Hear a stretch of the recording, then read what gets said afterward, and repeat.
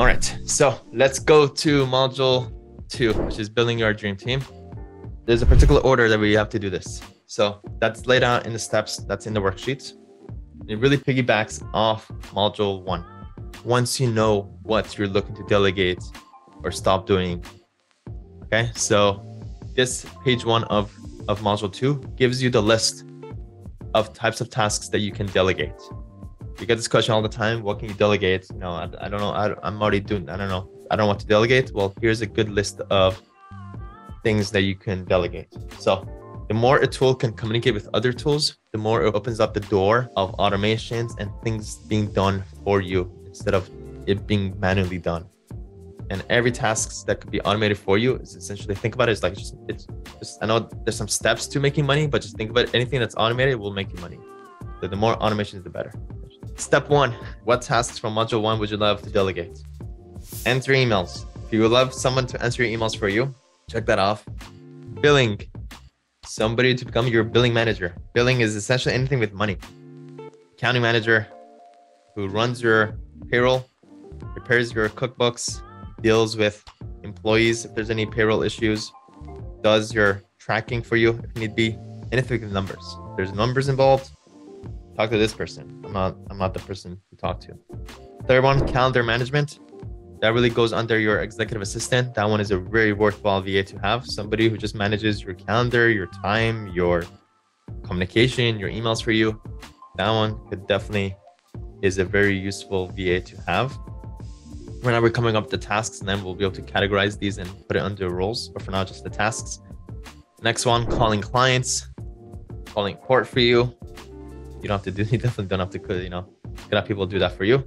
Client communication, collecting documents. You know, if you have a lot of documents to prepare, you need to have a dedicated document collector, that's for sure. Creating client folders. Obviously, you know, a new client comes in, they could create the folder and grab the templates, drop it in, start the templates, things like that. Obviously, creating forms, creating PDFs, creating thumbnails, data entry for sure, database management, document assembly, preparing your documents for you for sure, doing your filings for you. You know, we have VAs who file LLCs and do amendments and do everything that's under the, you know, the corporate formation services, all done by VAs. I remember that was like one of my limiting beliefs when my mentor worked with me to delegate out that particular law firm. I was like, how's the VA gonna know how to do filings in every state and know how to do amendments? Fast forward 3-4 years later, they do all. Following up on payments, form preparation, hiring new employees. You could have a recruiter VA. I have an SOP for hiring employees, just to literally get a VA. Say, follow this SOP that Sam made to hire me this kind of person for our office. Handling inbound calls. We talked about how most law firms have usually utilize virtual receptionist services like Call Ruby, Lex Reception, Lex Helper. It's okay. But ideally, we want to have dedicated people who are just in charge of phones, signing up new clients, etc. That's where we want to be. You could definitely use the virtual receptionist service as a supplement to your own dedicated VA. Let's just say if you have, you know, office hours or weekends and things like that, you use as a supplement, but it shouldn't be your primary way of handling calls and calls from your clients. Initial draft of motions. There are lawyers in other countries, including Philippines. There are legit lawyers that could do a lot of the legal work for you. Obviously, they won't sign off, but they could do a lot of the heavy load part. And, you know, you could either have somebody in-house or yourself do the review and get 80% of it done. You just do the last 20% and get a lot of the legal work done. They're out there. They're on Upwork. Also, we will talk about VA agencies. Intaking new clients, lead follow-ups, lead intakes. These all fall into the kind of like the intake position. Making changes to a website. You should not be tinkering with your website and funnels these days. That is beyond you. Have people that could do that for you. Making outbound calls, running payroll, which falls onto the accounting manager essentially. Posting to social media, preparing correspondence. Hopefully you're not preparing anything. You just say, hey, send this correspondence. You just send the Slack, send this correspondence to this person, and they'll just take care of it for you. Preparing disbursement letters, doing research, sending appreciation gifts to clients, sending faxes, sending invoices, doing tracking, transcribing things, updating clients. And there's a lot more. These are just some. Anything else that is tedious and repetitive, or anything, honestly, anything under the sun. Can you share your contact for outsourcing some of the legal work? Yes, we're looking to hire like legal kind of related work, either Upwork or any of these platforms. Usually I try to bold the good ones, basically. So always tap into the bold one first, start there, and then we go down the list. Appearances, finding law students, which I don't usually recommend. It's not really sustainable. I don't like anything temporary. Temporary is like you already put in the work to train them, and then who knows what's gonna happen in the next couple of months. I like kind of building up people for long term, and ideally dedicated to you. Dedicated to again. There's some extra benefits to, working with somebody long term. You're building them up, they get better, their value goes up. It doesn't create any dependencies later. They're working on something and all of a sudden they fall off. Just know there's some pros and cons to using these. 4 years ago when it was helping me build this out myself, and it's a very powerful question because it really gets your mind to think about the potential versus where you are right now. So the question is, if you had unlimited resources and money, okay, you could hire whoever you want for however much money or whatever it is. Don't worry about how or how am I going to afford it. Don't worry about that for now. When it comes to planning, you always want to do it based on where you want to be. We'll get to the how and stuff later, and we're going to build that over time. If you have unlimited resources and money to hire a dream team to help you run your dream law firm, who would you have on this team? This is how Silicon Valley does it. And this is how they're able to scale very quickly because they plan it out.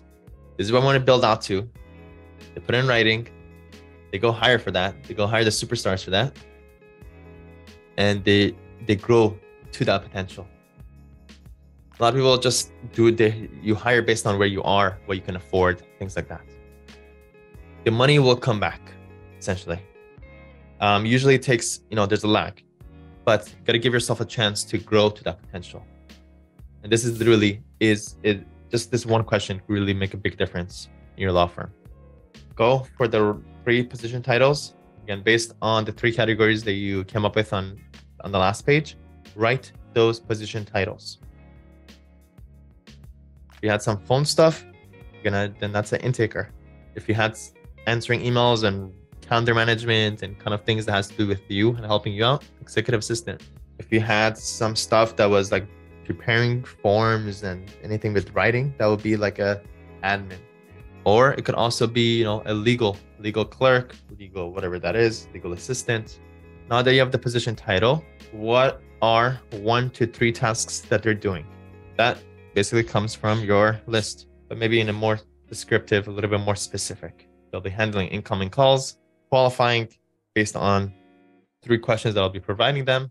If they qualify, they'll be sending retainer agreements, following up through text and emails and calls to get them signed up. So everybody just focus on the top one.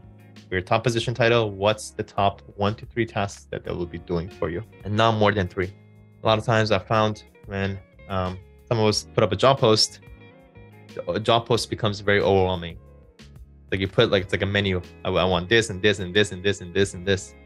For yourself and the person on the other side that sees that kind of job post, that doesn't seem really appealing for them to do all this stuff at once, especially when they're starting out. So you start off, you build them up. Just do this one thing for me. Let me know how that goes. Oh, you can handle that? Okay, here's the second one. And you build it up over time. Don't scare off people. You build up people. Next question is, for this position, what is their number 1 goal? If anybody's interested, even going more in depth about hiring, there's a book called Who by Jeff Smart that I've really recently been tapping into. I really like it. The SOP that I'll be sharing with you about hiring employees incorporates a lot of the ideas that I got from this book in there. And also our recruiter VA, I ordered her this book for her to take even more stuff from this book to add to our SOP. If you really want to tap into building ace, superstars, this is the book for it. It's called Who by Jeff Smart.